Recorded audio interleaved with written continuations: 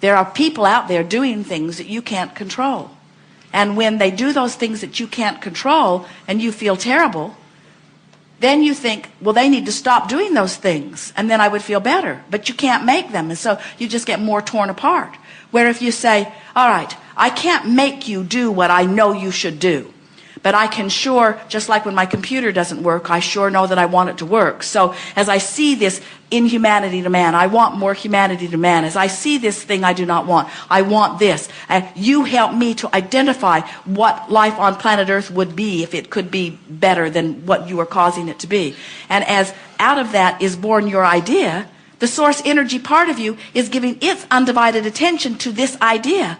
So the world is becoming more that. The question is, are you letting yourself go to it easily, or are you still fighting the current of your own creation?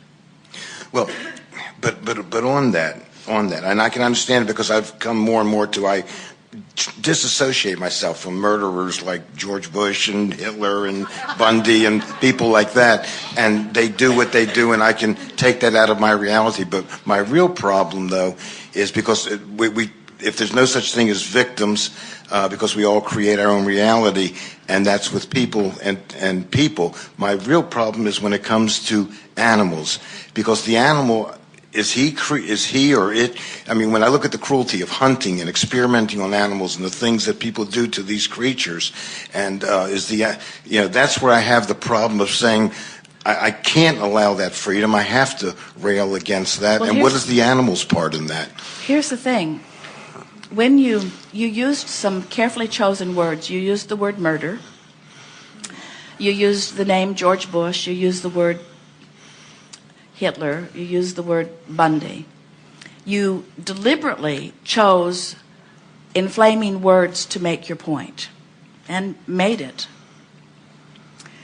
And in doing so, held yourself. Now, as you witness whatever you've witnessed from history or from your current news, as you witness things that you would like to be different, that non-physical part of you not only rides the rocket of your clear idea, but becomes it.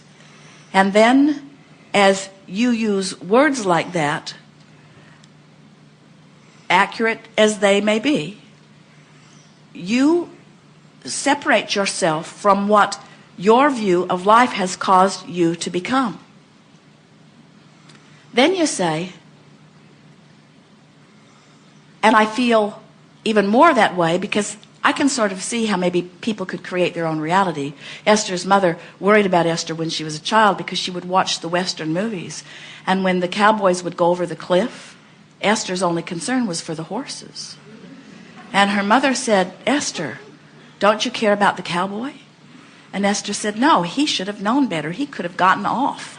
The horse just got ridden off the cliff. The man is the reason it got ridden off the cliff, which is sort of the point that you're making.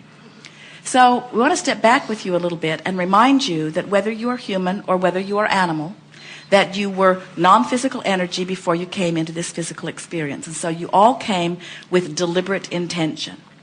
The beasts of your planet, for the most part, understood that their primary function, they have two primary functions.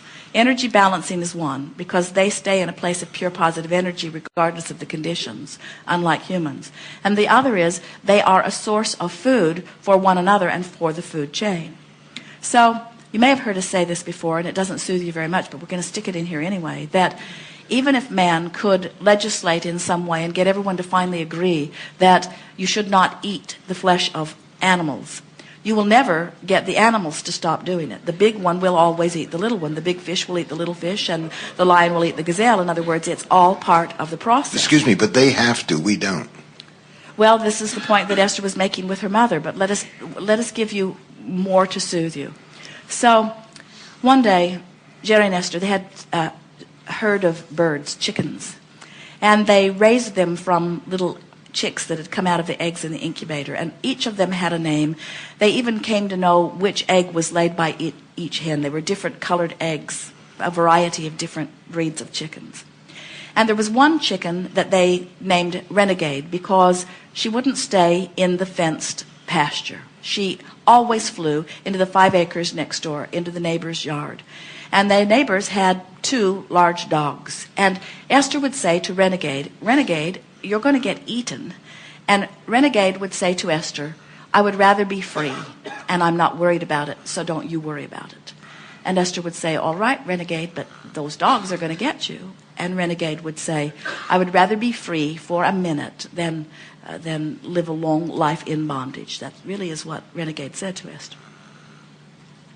You didn't know what a weird group you had joined here, did you? So one day, Jerry senses and something going on, and he goes out, and sure enough, Renegade has flown over the fence, and the neighbor's dog has Renegade in his mouth. And Renegade is hanging like a limp rag in the dog's mouth. And Jerry is sure that Renegade is dead. But just the same, he took a shotgun, which to this day he has only fired once, and that was the time. And he shot the shotgun into the air in order to get the dog's attention, and the dog dropped Renegade. And Renegade came to her senses and ran home.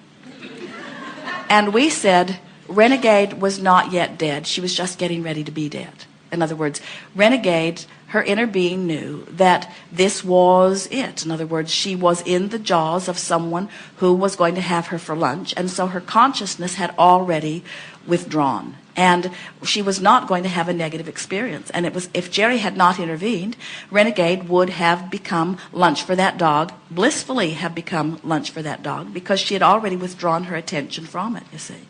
And so the thing that's tricky about superimposing your intentions over anybody else's is that you don't know what their points of vibrational relativity are. You don't know what that beast's intention was as it came in, and you don't know that what it's living is not right now in perfect alignment with it, you see. But you do know, this you do know. You do know that the thought that you're thinking is hurting you. You do know that the thought that you're thinking is opposing to that which your source energy is thinking about the same subject, because you're feeling the negative emotion as you are thinking. And if you will say, okay, I don't want to look at this, but here it is, I'm looking at it, and now I'm going to try to find a way of softening my discord, what you will come to understand, you will come to understand all things. You'll come to understand that you all come forth to live life. Not one of you intended to stay in this body forever and ever. All of you knew there was just a ride on the river, and all of you knew that you had the option to ride in joy or not. You knew it was your choice every step along the way. And it will not be until you give up on the idea of needing to control any other before you feel good that you will ever be able to feel good. Because there will always be those out there. Always. It's the way you knew it would be and wanted it to be. It's a diverse universe. We'll be very fast here. We just want one more thing to say. And that is, as you live life and you contribute to your vibrational escrow, not only are you contributing to your vibrational escrow, but to the vibrational escrow of mass consciousness. So it's fair to say that all of these injustices that you are witnessing happening on your planet today are causing billions of people to launch rockets of desire into vibrational escrow, and all of them are being tended to by the source energy part of those beings. So future generations will benefit by that which you are living. The question is, will the future generation, or will this generation, or more important, will you allow yourself the benefit of that expansion of thought here and now? Most of you give birth to rockets of desires, and then you croak, and it isn't until you die that you allow yourself the benefit of what this life caused you to become. And what the art of allowing is about is learning to allow yourself the benefit here and now, you see. We promise you that the beasts don't want to be tortured, but they're not bothered about it like you are. And if things become in a way that they don't want them to be, we promise you that their inner being just calls them back to source energy. In other words, the torture that you think is being offered is a relative thing. You can't know what anybody else is living. You just can't know. And it is the torture that people are feeling. In other words, there is so much agony happening among those like you as you are watching things today, when you don't need to experience agony because the larger part of you has caused an improved situation. If you could turn your attention to the improved situation, just like with your computer, exactly like it, you see. The two questions are identical. Identical. Good time for a segment. Thank you very much. That was very special. Thank you.